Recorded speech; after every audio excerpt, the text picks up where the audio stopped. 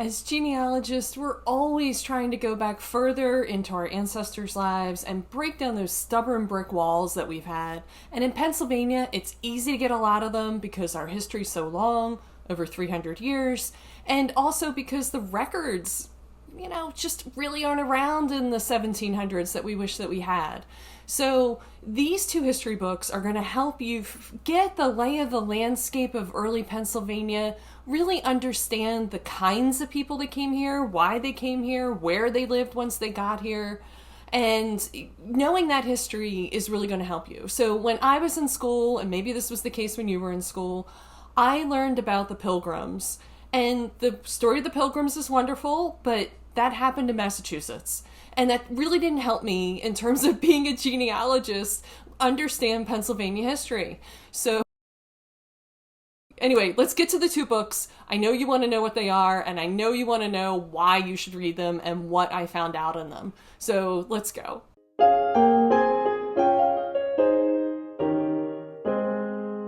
I want to start this episode with thanking people who have commented on the YouTube channel, sent me an email, or left a review on iTunes. I think that's the only audio platform at this point that accepts reviews. All of those things, the comments, the ratings, the following, the subscribing, dinging the bell on YouTube, all of it helps people find the podcast. The way the algorithms are right now, everything gets kind of pushed down unless other people are watching it and viewing it. So let me cover some of these. I really want to thank you all for your support and your comments. It keeps me going as a creator, knowing that people are listening, they're appreciating it, they're giving me some feedback also on more things they want to see or hear, which is really helpful because who wants to just talk into a microphone to herself? Not me. First, Rosalind said, thank you for sharing your wisdom and interesting guests on your podcast. And I just want to thank you, Rosalind, and let you know I am on this journey with you. And this podcast is my love and curiosity of genealogy that I'm sharing. If anything, I might be one step ahead of a lot of people. I'm probably 3 steps behind of a lot of other people, but this is life. And I just want to share and explore and make that available for people. Rosterd says, interesting video and looking forward to part 2. And thank you for putting it out on YouTube. You are welcome. Lynn says, thank you very much for sharing this video. I was so glad to see a Pennsylvania channel and I'll be watching. Awesome. That's why I put it out on YouTube. I love going out to YouTube and finding random videos, not just to fix my broken refrigerator, which I've done, but also to find things that I'm interested in so I can get some context for my ancestors. Jennifer emailed me and said, thank you for doing an episode on LGBTQ ancestors. It's the first I've seen that for genealogy, and I really appreciate it. And you are welcome, Jennifer. It was the first for me, too. I was curious about a lot of people in my family tree. Why were they single? Were they gay? I didn't know. And I didn't know the questions to ask or what to research. Stuart was great, and definitely listen to that episode if you're curious about your ancestors and want to do that research. More feedback. Kathy Kelly says, if you have Pennsylvania ancestors, this podcast is for you. I have learned so much about available repositories and their record sources to help in growing my family story. You can tell that Denise has a passion for PA research, and this is true. Thank you. I really appreciate the shout out there. That you see that I have a passion for PA research. I do. I think Pennsylvania is a really cool place in terms of our history. I think we're unique. And there's a lot of other cool places, obviously. But this one's mine. This is my home. And I want to share it with people and tell you what I find out that's cool about it and keep exploring deeper and further. Jay Roby says, Denise Allen's podcast, Your Pennsylvania Ancestors, makes me want to get out on my PJs and start paging through manuscript collections. I can relate. This was my thing. I love paging through those original records. It's just wonderful. Even though they're sometimes dirty and even though they sometimes fall apart under my fingertips, it's still a very special time and moment to sort of see that original handwriting. I remember pulling the declaration papers for my Philadelphia ancestors when they became citizens, and I could see the creases on the back of the document that they had clearly had it folded, and it looked like stuck in a pocket because it was folded to about that size. And I was like, I never would have gotten that if I just looked at the digital microfilm, because they just would have digitized the front. I wouldn't have seen the back of the document. I wouldn't have seen the color ink that they signed in. And, I don't know. It was just very moving. So thank you, Jay Roby. I hope you get back to archives, and I hope we all do soon. And let's go on with the rest of the show.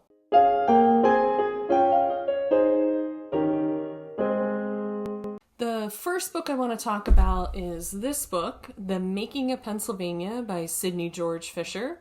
This book, you can tell, is quite old. I bought a former library copy from Better World Books, but the book is also digitized for free on Internet Archive. It was published in 1896, and yes, well over 100 years ago. What is valuable about this book compared to modern history books about Pennsylvania history is it's slightly politically incorrect. I know. We're so used to sort of this standardized history and wanting every story about the past to be one narrative. Mr. Fisher definitely broke the narrative. He bases the history of Pennsylvania on the various ethnic groups, the nationalities, the religions that came here, and he's quite explicit about who didn't get along with who, what their beliefs were, why they lived where they lived within the state, the conflicts that happened between them and made them move around the state and then out of the state. And, as a genealogist, that's the information you need to understand how to research your ancestors. Am I right? Like, we know all the dirt and where it's buried and what's underneath of it. So this is the book you want to get. I would encourage you to download a copy off Internet Archive. You can download PDFs and use them for your own research. Or if you want to do what I did and purchase a used copy, check around on the internet. This one was pretty cheap. I think it was like $5. And the link again is in the show notes. I use Better World Books. If you look behind me, a lot of my books have the old library tags on them. So I'm buying these discards from public libraries because public libraries tend to hold just the newest books these days. They don't hold older books like this one. And I will buy them because a lot of times those books are out of publication, even if they were only published in the 90s, and they're really, really full of valuable information that is not on the internet. So the second reason you want to read this book, once you're past the political incorrectness part, which is very helpful, is because of the detailed history of boundary changes in the state. So as you know, as a genealogist, you're kind of tripped over those boundary changes among the counties within a state. Well, Pennsylvania had a lot of boundary changes in the 18th century. Maryland claimed Philadelphia at one point. They drew the line right north of Philadelphia. Connecticut took the top half of the state of Pennsylvania for a long time. Virginia claimed part of the state in the southwest corner. So if you're researching way back in the early 1700s, all the way up to the Constitution of the United States in the 1780s, you're going to want to figure out those boundary changes, because if you don't understand them and you don't understand the land disputes, you're going to have a hard time tracking your ancestors. And they might have testified in a court case to try to get their land back or to support someone else who was trying to get their land.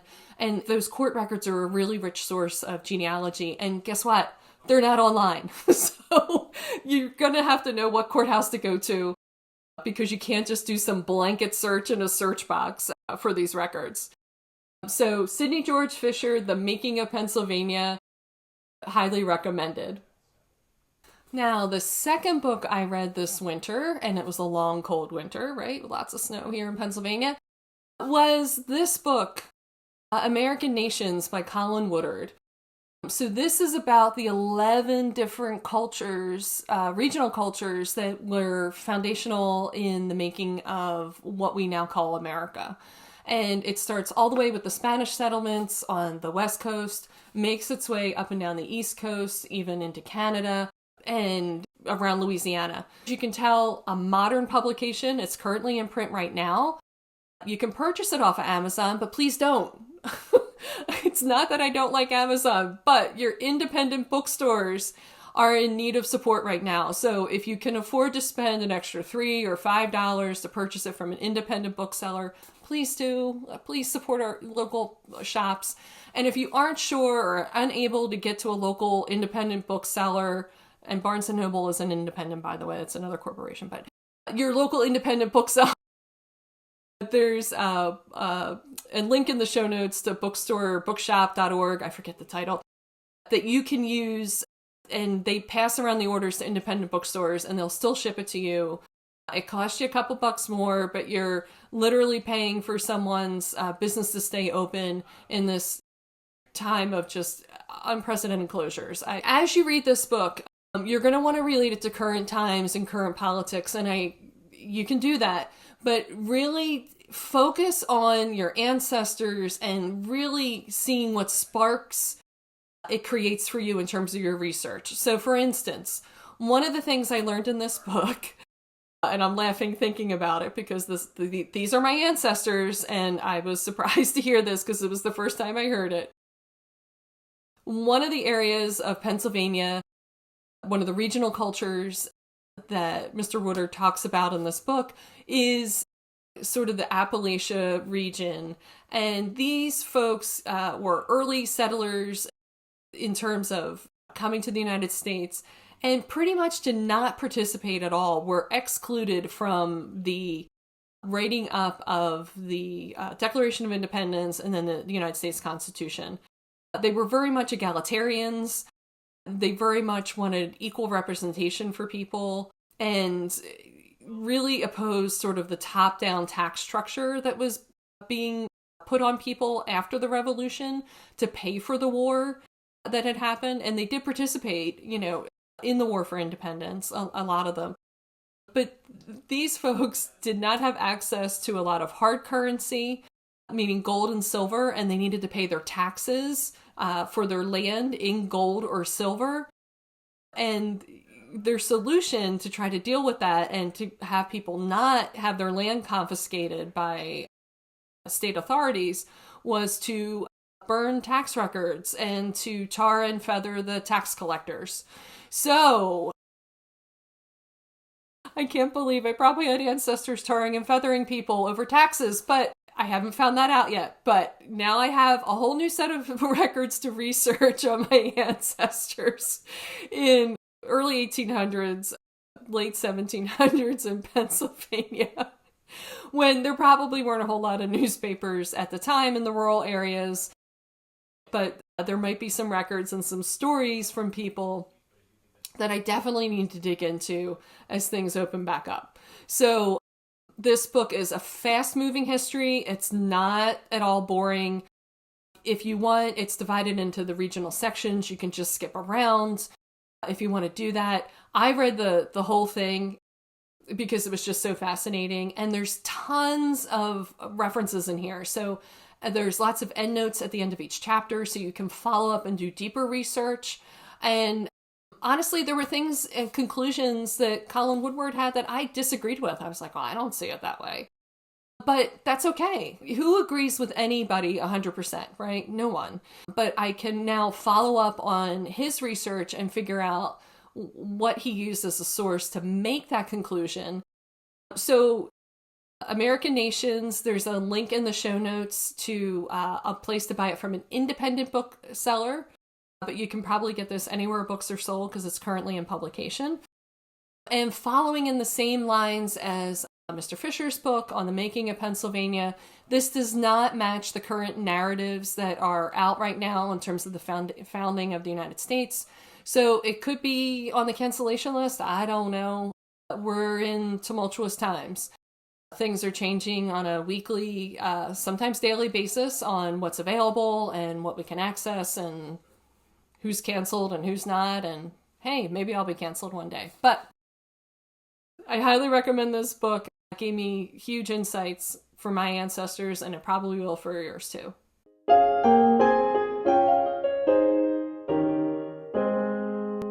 So, thus ends season 4 of Your Pennsylvania Ancestors, and we will be back for season 5, and by we, I mean I and you. And season 5 is going to be all about Irish research in Pennsylvania. So, I did that great 2-part episode in the beginning of this season with the Ulster Historical Foundation folks, and it really inspired me, as I mentioned in the interview, to get into doing my Irish research.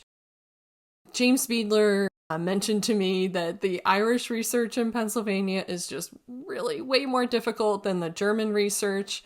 Out of the 2 largest ethnic groups that we have in Pennsylvania, the Irish and the German, the Irish is way more difficult. There's just not as many records, particularly in terms of church records for the early Irish. So it got me thinking, well, what other records could we use? And I have some ideas, and some things are starting to open up in the state, and I think we're going to have a great coalescence here of archives, courthouses, and a podcast coming up to help you get through your Irish research. I hope to get through mine, and if all else fails, I'll share with you what I did, what my process was, what the stumbling blocks were, and it'll be a little bit different in terms of the season, but that's the way things are now, a little bit different. So, this is Denise Allen with PAAncestors.com. I appreciate you listening. If you could give me a like, a rating, send me some feedback via my website, PAAncestors.com. I'd appreciate it. And thanks for listening, and I hope you discover lots on your Pennsylvania ancestors.